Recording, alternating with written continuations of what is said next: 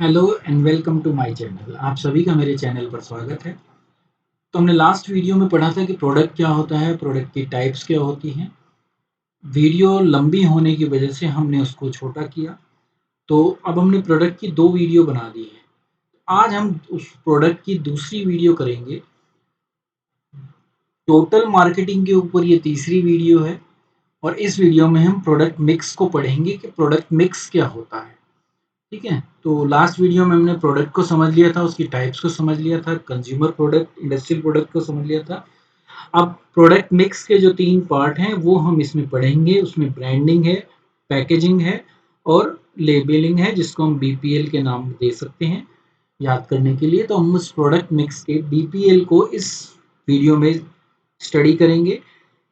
चलते हैं वीडियो की तरफ। अगर आपने अभी तक चैनल को सब्सक्राइब नहीं किया है तो सब्सक्राइब कर दीजिए और बेल आइकन को प्रेस कर दीजिए सो दैट आपके पास समय पर वीडियो आती रहे और हम अपने 95% के टारगेट को अचीव कर सके। तो चलिए चलते हैं अपनी वीडियो के मेन पार्ट पर। इम्पोर्टेंट पार्ट है मार्केटिंग में। जब तक प्रोडक्ट को हम ढंग से नहीं समझ पाएंगे, जब तक हम मार्केटिंग कर ही नहीं पाएंगे। तो प्रोडक्ट मिक्स आता है। प्रोडक्ट मिक्स का मतलब होता है वो सारी इसके छोटे सब डिवाइडेड पार्ट जिनको हम प्रोडक्ट को बनाने में और लोगों तक पहुंचाने में यूज करते हैं। तो सबसे पहला होता है ब्रांडिंग। आगे बढ़ेंगे क्या होता है। फिर आता है उसकी पैकेजिंग। फिर आता है उसकी लेबलिंग। तो इन तीन को मिलकर हमारा प्रोडक्ट मिक्स बनता है। एक एक करके हम इन तीनों को समझेंगे। अभी शुरुआत हम ब्रांडिंग से करते हैं। तो ब्रांडिंग आपको समझ में आ चुका होगा। ब्रांड नेम होता है। ब्रांडिंग का मतलब अगर हम सबसे पहले समझें तो सबसे पहले ये समझो कि जेनेरिक क्या होता है। जेनेरिक नेम जो होता है वो refer to the name of the whole class. उस पर्टिकुलर टाइप की पूरी क्लास को जो हम बोलते हैं वो जेनेरिक नेम होता है। जैसे हम सिर्फ बोले ए बुक, वो बुक है, पता नहीं कितनी टाइप्स की बुक्स होंगी। ठीक है, अब बुक्स एजुकेशनल बुक है, प्रोफेशनल बुक्स हैं, बुक्स तो बहुत टाइप्स की होती हैं।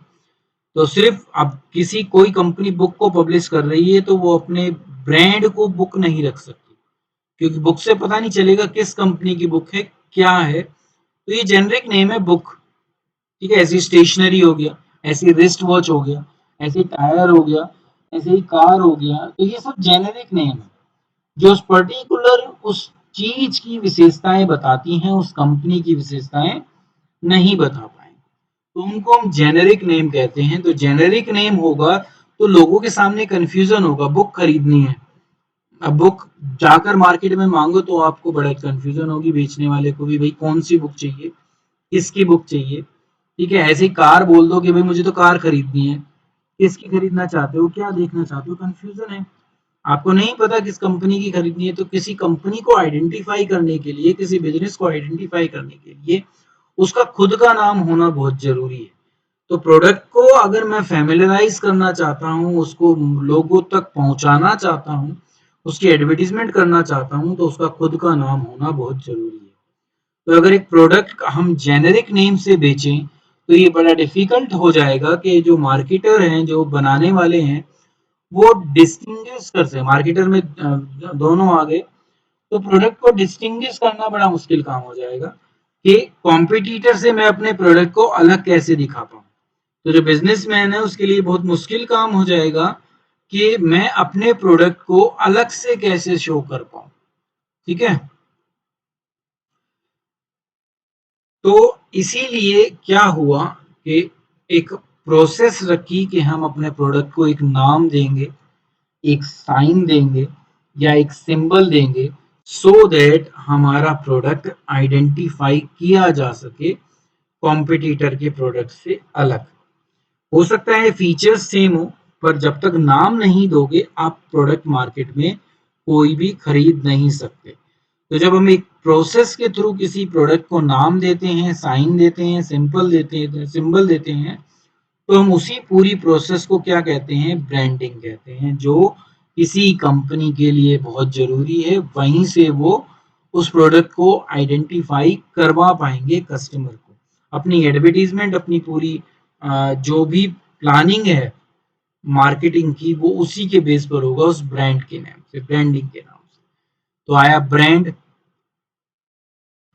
तो एक ब्रांड जो होता है एक नाम, एक टर्म, एक साइन, एक सिंबल, एक डिजाइन या इन सब का कॉम्बिनेशन हो सकता है जो यूज किया जाता है आइडेंटिफाई करने के लिए प्रोडक्ट को, गुड्स या सर्विसेज जो भी है।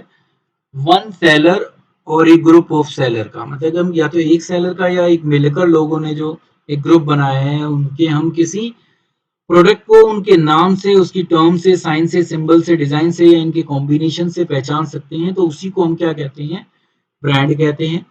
सो दैट कॉम्पिटिटर से हमारा प्रोडक्ट जो है अलग दिख सके, डिफ्रेंशिएट किया जा सके। ठीक है, तो सबसे पहले जैसे बाटा हो गया, लाइफ बॉय हो गया, डनलप हो गया, पार्कर हो गया, तो ये सब ब्रांड है। तो इन ब्रांड से आप पहचान पाओगे। पार्कर पेन है, अगर सिर्फ पेन कहीं तो फिर बड़ा मुश्किल काम हो जाएगा ना, पेन तो बहुत कंपनीज के हैं। तो आप कैसे आइडेंटिफाई कर पाओगे कि ये पार्कर का पेन है? तो पार्कर नाम देना जरूरी था ना, सो दैट आपकी क्वालिटी, आपकी कंपनी, आपके प्रोडक्ट के फीचर्स वो वहां से आइडेंटिफाई किए जा सके कस्टमर के द्वारा। गद्दे तो बहुत लोग बनाते हैं, तब तक डनलप या कोई भी नाम नहीं दोगे, आइडेंटिफाई कैसे लोग करेंगे कि भाई हमें तो वो वाला प्रोडक्ट चाहिए उस कंपनी का। ठीक है, मोबाइल फोन बहुत हैं, अब एप्पल है, तो एप्पल जो है, एप्पल या आईफोन जिसको हम कहते हैं, तो ब्रांड नेम तो देना ही पड़ेगा ना, बिना ब्रांड नेम तो काम नहीं चलेगा। फोन तो बहुत कंपनीज के हैं, फिर आईफोन को चाहिए मुझे, फिर उसका ब्रांड आगे पढ़ोगे क्या होता है एप्पल। तो शुरुआत हम ब्रांड से करते हैं, ब्रांड नेम से। ब्रांड तो पता चल गया क्या होता है, एक टर्म, नेम, सिंबल्स, डिजाइन या इनका कॉम्बिनेशन जिससे हम एक प्रोडक्ट को आइडेंटिफाई कर सके, वो ब्रांड है। ब्रांड नेम क्या होगा, तो वो ब्रांड का वो पार्ट होता है, ये इन सारों में से वो पार्ट होता है जिसको हम बोल सकते हैं। देखो, साइन को हम बोल नहीं सकते, सिंबल को हम बोल नहीं सकते, देख कर पहचान सकते हैं। डिजाइन के लिए भी वही बात है, पर जो नाम होता है वो एक ऐसा पार्ट होता है जिसको हम बोलकर जो है लोगों को आइडेंटिफाई करा सकते हैं, खुद आइडेंटिफाई करा सकते हैं। तो जिसको बोला जा सके वो उसका ब्रांड नेम कहलाता है। ठीक है, तो ब्रांड नेम जो होता है वो वर्बल कंपोनेंट होता है किसी भी ब्रांड का। जैसे आईफोन जो है मोबाइल फोन के लिए है, और ऐसे ही पार्कर या और जितने भी जो नाम है पर्टिकुलर। ठीक है, ब्रांड में तो पार्कर आ गया, पार्कर की भी फिर नीचे अलग अलग टाइप होंगे। ठीक है, तो ब्रांड नेम बहुत जरूरी होता है। अब वो जो मैंने बताया कि आईफोन जो है वो मोबाइल फोन में एक ब्रांड नेम है, सैमसंग हो गया। ठीक है, ऐसे ही और बहुत सारी कंपनीज हैं, लावा, ठीक है, वीवो, ये सब वो नाम है जो ब्रांड को बताते हैं किसी। हम कैसे आइडेंटिफाई कर पाएंगे कि वो ब्रांड किसकी है, तो इसलिए उसको एक नाम दिया जाता है, वो ब्रांड नेम कहलाता है। फिर आता है ब्रांड मार्क। मार्क वो साइन है, वो सिंबल है जिसको हम बोल तो नहीं सकते पर जिसको देखकर पहचान सकते हैं।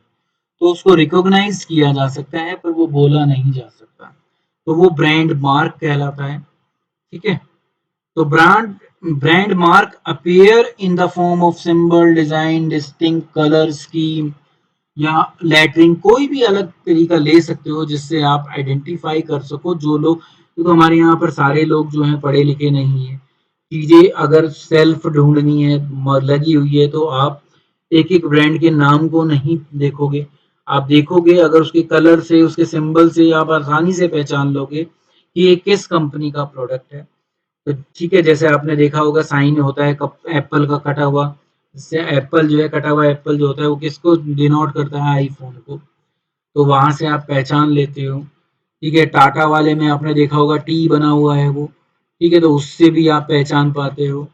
ऐसे ही अलग अलग कंपनियों ने अलग अलग ले रखे हैं। नैरोलैक ने जब कभी करा था तो गट्टू था, अब वो पुराना हो चुका है, आप पता नहीं कितना उसको जानते हो नहीं जानते हो। तो लेटेस्ट आप देखोगे तो होंडा का अपना अलग साइन है। तो वो सब साइन जो है हमें उस ब्रांड को पहचानने में मदद करते हैं, पर ये इनको बोला नहीं जाता, इनको सिर्फ देखकर पहचाना जाता है। तो जो देखकर पहचानने के लिए यूज किए जाते हैं, सो दैट एक इलिटरेट और जो भी मतलब इलिटरेट भी और जो एजुकेटेड लोग हैं वो भी पहचानते हैं, ऐसी बात नहीं है।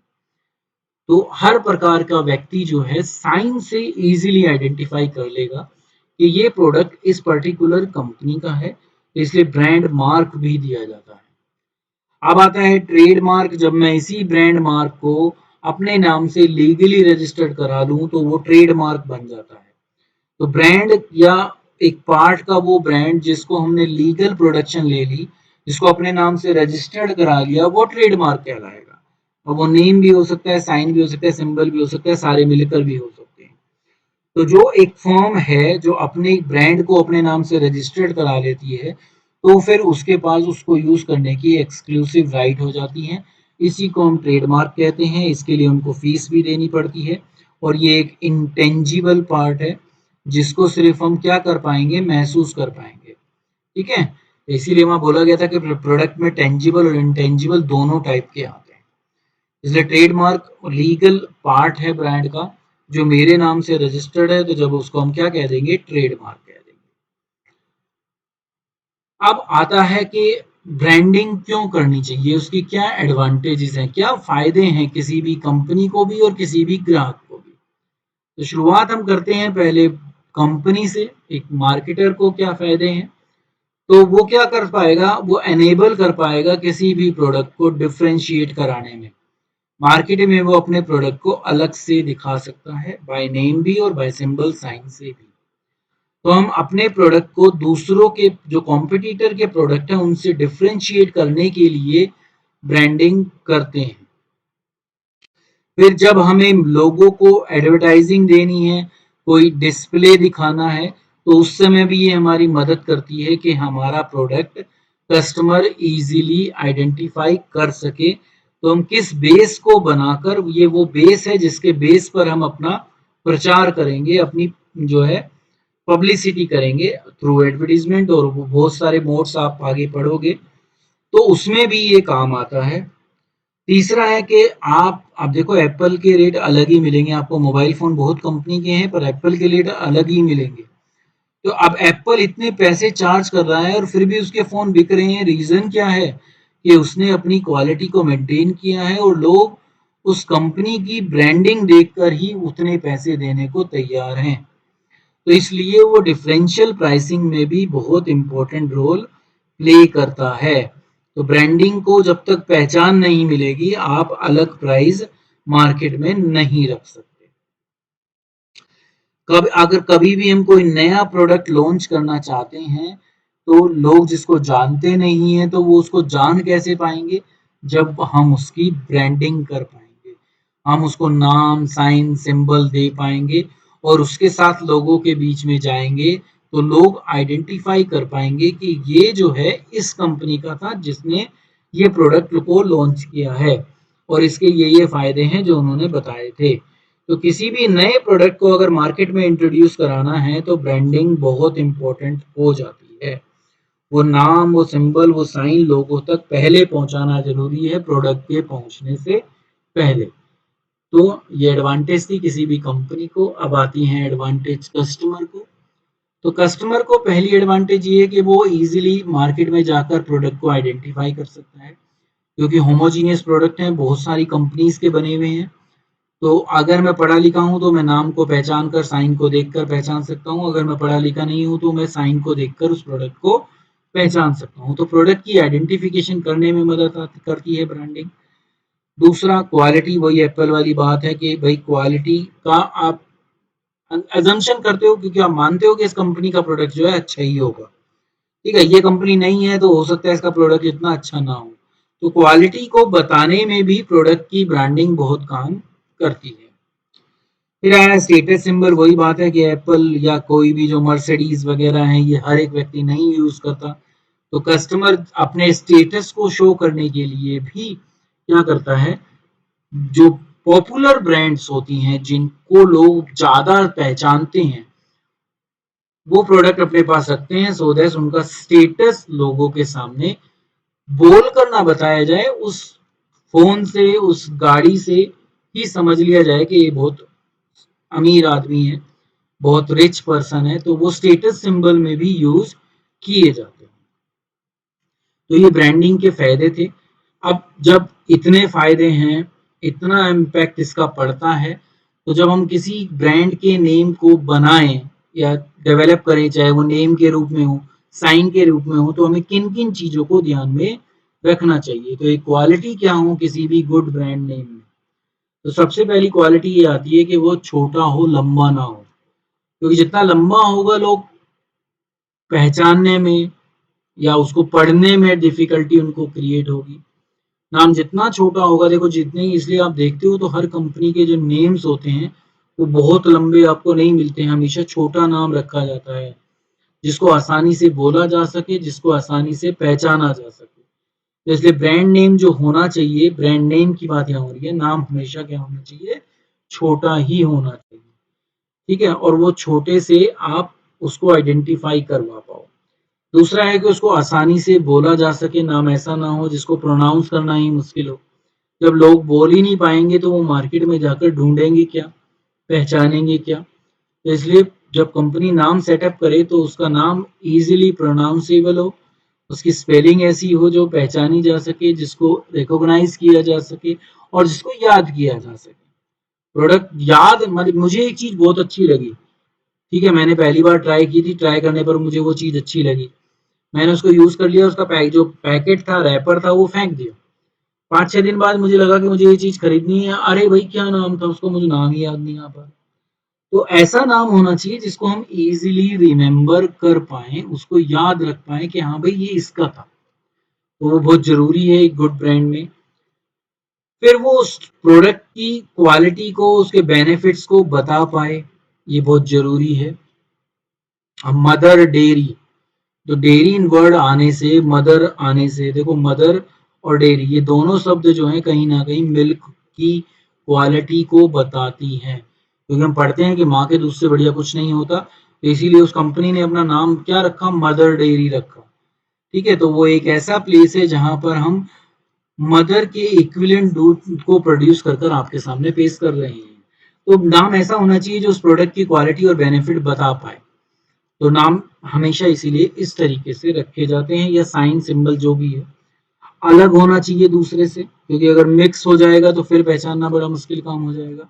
ठीक है, तो इसलिए वो डिस्टिंक्टिव भी होना चाहिए। ठीक है, अब वो ऐसा हो जिसको अडेप्ट किया जा सके, जिसको अपनी पैकिंग पर लाया जा सके, अपने लेबलिंग पर लाया जा सके। आगे पढ़ोगे पैकिंग और लेबलिंग क्या होती है। जब हम प्रोडक्ट को कहीं पर भी भेजेंगे तो किसी ना किसी पैकेट में पैक कर कर भेजेंगे, तो उस पैकेट पर उस ब्रांड के नेम को, साइन को, सिंबल को लाया जा सकता हो, वो इस प्रकार का होना चाहिए, इसीलिए उसको छोटा बोला गया है।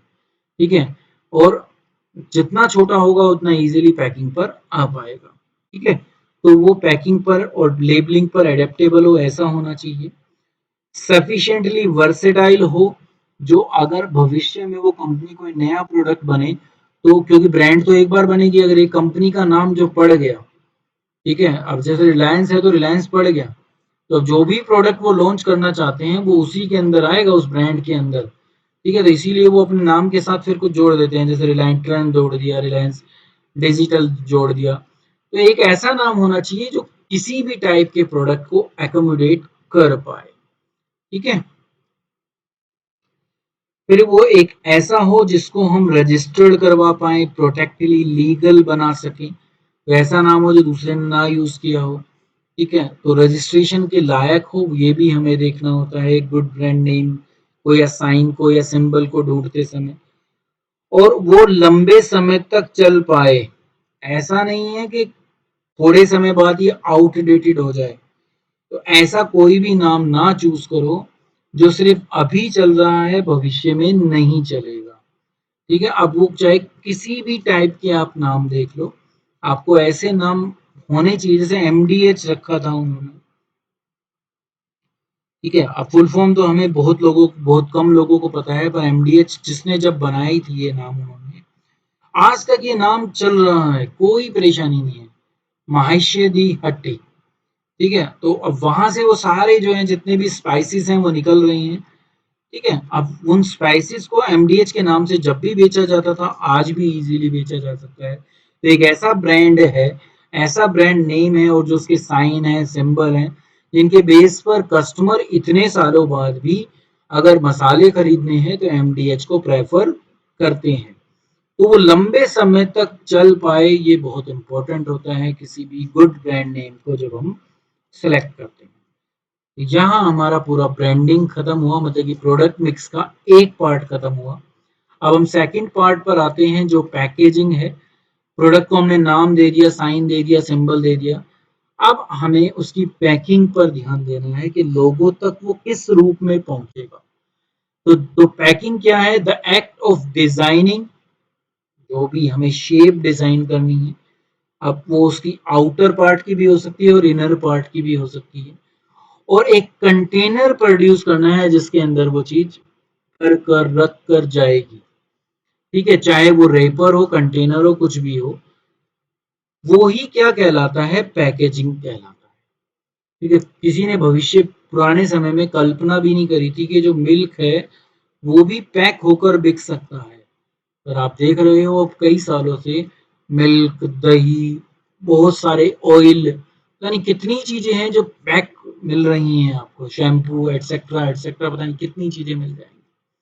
ठीक है, तो ये सब किसके थ्रू हुआ? इसी क्रिएटिव पैकेजिंग के थ्रू, कि हम उन चीजों को भी पैक कर पा रहे हैं जिनके बारे में कल्पना भी नहीं की जा सकती। तो उसको डिजाइन करना और उस कंटेनर को, रैपर को सेलेक्ट करना और उसके अंदर पर्टिकुलर जो मेरा प्रोडक्ट है उसको पैक करना, ये बहुत इंपॉर्टेंट हो जाता है। तो आज के समय में पैकेजिंग बहुत इंपॉर्टेंट रोल प्ले करती है किसी भी मार्केटिंग में। अगर हमें सक्सेस पाना है, या ऑब्वियसली इसका उल्टा तो मैं नहीं बोलूंगा, इसे सक्सेस ही बोल रहा हूँ, कि किसी भी प्रोडक्ट की सक्सेस में या फेलियर में उसकी पैकेजिंग बहुत इंपॉर्टेंट रोल प्ले करता है। और जितनी भी कंज्यूमर नॉन ड्यूरेबल प्रोडक्ट हैं जो बहुत जल्दी खराब हो जाते हैं, उसमें पैकिंग का बहुत इंपॉर्टेंट रोल है। जितनी पैकिंग अच्छी होगी वो कस्टमर को अट्रैक्ट करती है। जब कस्टमर अट्रैक्ट होगा तो वो उसको बाय करेगा ही करेगा। तो पैकेजिंग बहुत इंपॉर्टेंट रोल प्ले करती है।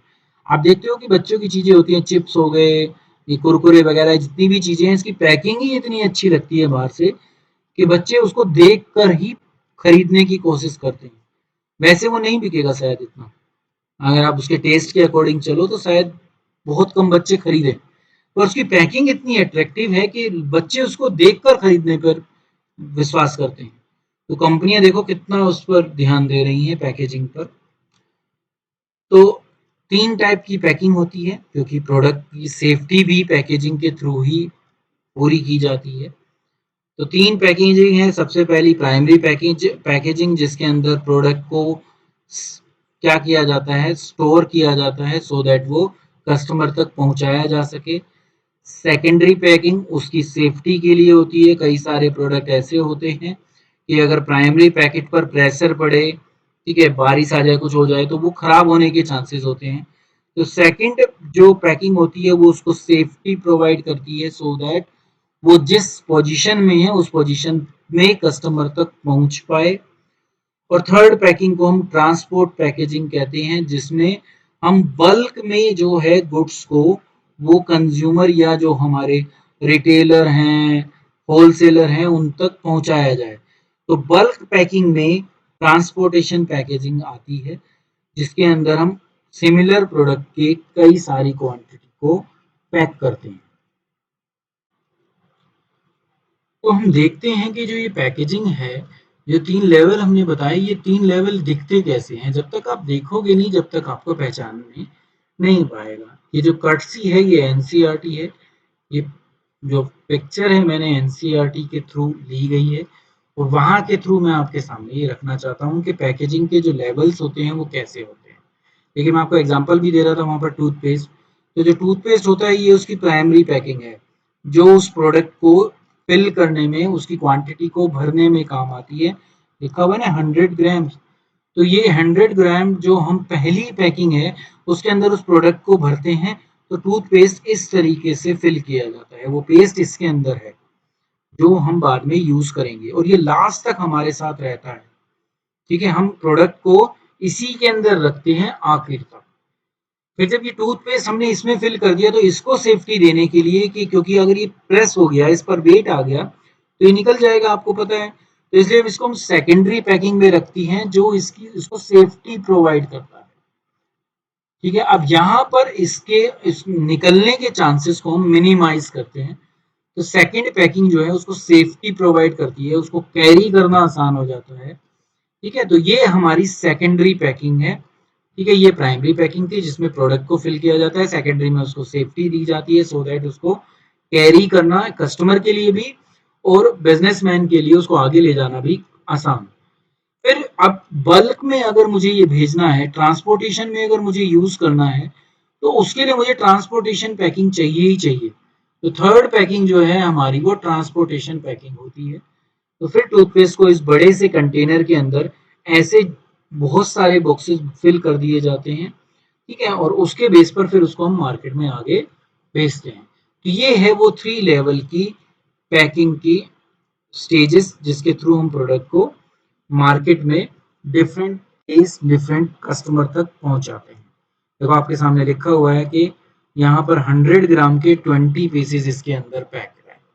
ठीक है, तो बल्क पैकिंग के लिए हम ट्रांसपोर्टेशन पैकिंग का यूज करते हैं। आगे चलते हैं। अब आते हैं हम फंक्शन ऑफ पैकेजिंग पर। तो पैकेजिंग बहुत सारे काम करती है हमारे गुड्स से रिलेटेड। तो पहला है कि मार्केट में किसी भी प्रोडक्ट को आइडेंटिफाई कराने में, ठीक है, ब्रांड नेम के साथ साथ पैकिंग भी आइडेंटिफाई करा देती है। कई लोग ना पहचानते किससे हैं कि भाई ये नीली थैली वाला सामान दे दो। ठीक है, क्योंकि उनको पता है कि नीली थैली वाला सामान वही है जो हम पिछली बार लेकर गए थे। उनको नाम भी याद नहीं है, उनको साइन भी याद नहीं है। वो कैसे कर रहे हैं, पैकेजिंग से पहचान रहे हैं कि ये चीज बनी हुई थी, ऐसा इसका कलर था, ठीक है, इतने बड़ी शेप में था। तो वो प्रोडक्ट को आइडेंटिफाई किससे कर रहे हैं, उसकी पैकेजिंग से। तो पैकेजिंग के थ्रू हम प्रोडक्ट को आइडेंटिफाई कर सकते हैं। प्रोटेक्शन में आपको बता ही चुका हूँ कि प्रोडक्ट को प्रोटेक्शन मिलती है जो वो लेवल्स हैं पैकेजिंग के, उनके थ्रू। फिर आता है फैसिलिटिंग करते हैं यूज ऑफ प्रोडक्ट। कई सारे ऐसे प्रोडक्ट होते हैं जो जब तक मैं उसको पूरा यूज ना कर लूं, वो जिस कंटेनर में वो फिल किया गया था उसी कंटेनर में रहता है। जैसे आप टूथपेस्ट को देखो, टूथपेस्ट की जो प्राइमरी पैकेजिंग होती है जिसके अंदर पेस्ट को फिल किया जाता है, वो जब तक खत्म नहीं होती जब तक उसको मैं यूज करता है। बहुत सारी चीजें ऐसी मिलेंगी आपको, जैसे शॉप है, किसी भी टाइप का शॉप ले लो। आ, ये वाला नहीं शॉप, तो ये तो दुकान हो गई। साबुन जो होता है, साबुन जो है पैकेजिंग में से निकाल दिया जाता है और प्रोडक्ट को यूज किया जाता है। तो वहां वो प्रोडक्ट को फैसिलिटेट नहीं कर रहा लास्ट तक। पर कई जगह जो है, जैसे टूथपेस्ट के केस में और बहुत केस मिलेंगे, कई बार जो ऑयल होता है, ऑयल भी हम लास्ट तक उसी कंटेनर में यूज करते हैं। और बहुत सारी चीजें आपको ऐसी मिल जाएंगी। तो वो सारी जो पैकेजिंग का ही एक बेनिफिट है कि हम उसको अंत तक उसी फॉर्म में यूज कर पाते हैं। फिर आता है कि प्रमोशन करने में पैकेजिंग के थ्रू, क्योंकि हम जब एडवर्टीजमेंट देंगे तो हम उसी पैकेजिंग को दिखाएंगे जिसमें हम लोगों के सामने, कस्टमर के सामने उसको दिखाना चाहते हैं। तो पैकेजिंग जो है प्रमोशन में भी यूज की जाती है। तो किसी भी गुड्स को प्रमोट करने में भी हम उसका यूज करते हैं। अब आती हैं क्या फायदे हैं पैकेजिंग के, तो लगभग लगभग यही मिलेंगे, कुछ अलग नहीं आएंगे। वो क्या करता है, हेल्थ और सैनिटेशन, क्योंकि वो आप देखते हो कि दूध वगैरह बहुत सारी चीजें हैं। तो अगर वो उस फॉर्म में पैक ना हो तो वो चीज जो है हमारे लिए शायद उतनी हेल्थी ना हो और उतनी सैनिटाइज ना हो। आप जानते हो इस समय तो कोरोना चल रहा है, तो आप इस समय वैसे भी देख रहे हो कि हम कोई भी चीज जो है बिना पैकिंग वाली बहुत कम खरीद रहे हैं, अवॉइड कर रहे हैं। किस लिए? क्योंकि उसकी सैनिटेशन का हमें कोई गारंटी नहीं है। पैक्ड फूड होगा या पैक्ड प्रोडक्ट होगा तो हमें लगता है कि एटलीस्ट कम से कम ये इतने दिन से पैक्ड है, अगर मैं 2-3 दिन घर पर भी रख दूंगा तो मैं कम से कम हर तरीके से प्रोडक्ट में जो भी कीटाणु हैं, वायरस हैं, वो क्या होंगे, मर जाएंगे और हम उसको उस तरीके से यूज कर लेते हैं। तो पैकेजिंग जो है, लोग चाहते हैं कि खुली चीज ना मिले। खुली चीज के को में सैनिटेशन की प्रॉब्लम हमेशा रहती है, और अगर सैनिटेशन की प्रॉब्लम होगी तो वो हेल्थ पर इफेक्ट डालेंगी ही डालेंगी। ठीक है, तो इसीलिए लोग क्या कर रहे हैं, आजकल पैक्ड फूड या पैक्ड प्रोडक्ट को खरीदना पसंद करते हैं।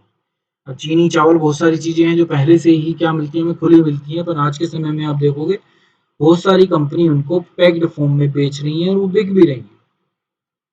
ठीक है, सेल्फ आजकल आ गया, आपने देखा होगा आजकल सारे मॉल्स वगैरह टाइप फॉलो करने लगे हैं। जितने भी मॉल मार्ट बनते हैं वहां पर आपको सेल्फ सर्विस लेनी होती है, खुद अपने आप प्रोडक्ट को चूज करना होता है, उठाना होता है। तो अगर पैकेजिंग अच्छी होगी तो उसको कैरी करना अच्छा होगा, उसको आइडेंटिफाई करना अच्छा होगा, तो आप आसानी से उस चीज को आगे तक लेकर जा सकते हो, पहचान सकते हो। तो सेल्फ सर्विस आउटलेट में पैकेजिंग की इंपॉर्टेंस और ज्यादा बढ़ जाती है, क्योंकि आपको वो चीज खुद सेलेक्ट करनी है। नेक्स्ट आता है कि इनोवेशनल अपॉर्चुनिटी, मतलब कि आप अपने प्रोडक्ट को दूसरे कॉम्पिटिटर के प्रोडक्ट से अलग तरीके से दिखाने में भी कामयाब हो पाते हैं, सिर्फ पैकिंग के थ्रू। अंदर क्या है वो बात की बात है। अभी हम चीज जो बेच रहे हैं वो बाहर की उसकी पैकिंग के बेस पर बेच रहे हैं, तो वो जितना इनोवेटिव बना दोगे कस्टमर उतना ही ज्यादा अट्रैक्ट हो जाएगा। तो वो एक इनोवेशनल अपॉर्चुनिटी भी क्रिएट करती है और प्रोडक्ट को डिफ्रेंशिएट करने में भी हमारी मदद करती है, अलग पहचानने में हमारी मदद करती है। अब आ गया थर्ड पार्ट प्रोडक्ट मिक्स का, जो क्या था, लेबलिंग।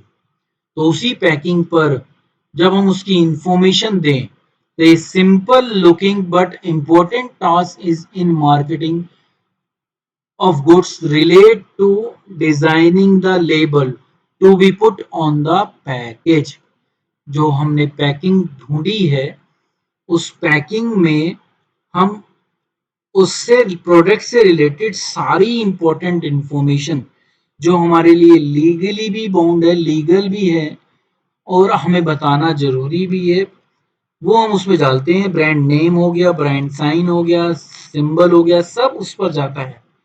तो वो सब लेबलिंग का पार्ट कहलाती हैं। फिर तो लेबल जब पैकेट पर डाला जाता है तो वो सिंपल टैग से लेकर एक प्रोडक्ट के ऊपर जो अटैच किया जाता है कॉम्प्लेक्स हो सकता है, ज्यादा से ज्यादा ग्राफिक फॉर्म में भी लेबलिंग की जा सकती है। तो ये सब पैकिंग के ऊपर की जाती हैं, तो वो वेरी करती है सिंपल टैग से लेके कॉम्प्लेक्स ग्राफिक तक। तो जो लेबलिंग का मतलब है उस प्रोडक्ट की इंफॉर्मेशन प्रोवाइड करना, उसकी एक्सपायरी डेट क्या है, मैन्युफैक्चरिंग डेट क्या है, किन से मिलकर बना है, क्या हानिकारक वो साइड इफेक्ट हो सकते हैं, कौन यूज कर सकता है, कौन नहीं कर सकता, डॉक्टर की सलाह से यूज करना है या अपने आप यूज करना है। ठीक है, और कंपनी का ब्रांड नेम, ब्रांड साइन, ये तो सब उसमें आते ही हैं लेबल्स के ऊपर। तो पहला है कि वो प्रोडक्ट को बताएगा कि प्रोडक्ट क्या है, किस काम आता है और कैसे इसको यूज किया जाता है, ये भी उस पर लिखा होता है। फिर प्रोडक्ट को आइडेंटिफाई करने में भी हमारी मदद करता है, वही ब्रांड वगैरह के बारे में आगे, ब्रांड नेम, साइन, सिंबल, वो भी लेबल के थ्रू हम क्या करते हैं, पैकेजिंग पर डालते हैं। ग्रेडिंग प्रोडक्ट की करने में कि प्रोडक्ट में अगर कई सारी वैरायटी हैं तो वो भी हम लेबल के थ्रू ही दिखा पाएंगे कि ये इस कैटेगरी का प्रोडक्ट है। प्रमोशन में भी, क्योंकि वही लेबल फिर हम अपनी जो भी ऐड होंगी, जहां भी हम जाएंगे, जिस भी फॉर्म में जाएंगे, हम प्रमोशन में भी उसी लेबल को यूज करते हैं, उसी को दिखाते हैं। तो ये लेबलिंग का पार्ट था, ये लेबलिंग के काम थे जो हमें दिखाते हैं। लेबल्स के थ्रू हम प्रोडक्ट के बारे में पूरी नॉलेज प्राप्त कर पाते हैं। तो कई लोग प्रोडक्ट को खरीदने से पहले उसकी प्रोडक्ट की सारी इंफॉर्मेशन उस पर पढ़ने की कोशिश करते हैं। अगर उनको वो लगता है कि वो उनके लिए यूजफुल है तभी उसको परचेज करते हैं। इसी के साथ आज की जो प्रोडक्ट के रिलेटेड वीडियो थी वो खत्म होती है। यहाँ हमने पूरा प्रोडक्ट से रिलेटेड पार्ट पढ़ लिया with product mix. 3 product mix के पार्ट हैं, ब्रांडिंग, पैकेजिंग और लेबलिंग, जो आपको याद रखना है। नेक्स्ट वीडियो में हम प्राइस और प्लेस से रिलेटेड काम करेंगे। प्लेस को हम फिजिकल डिस्ट्रीब्यूशन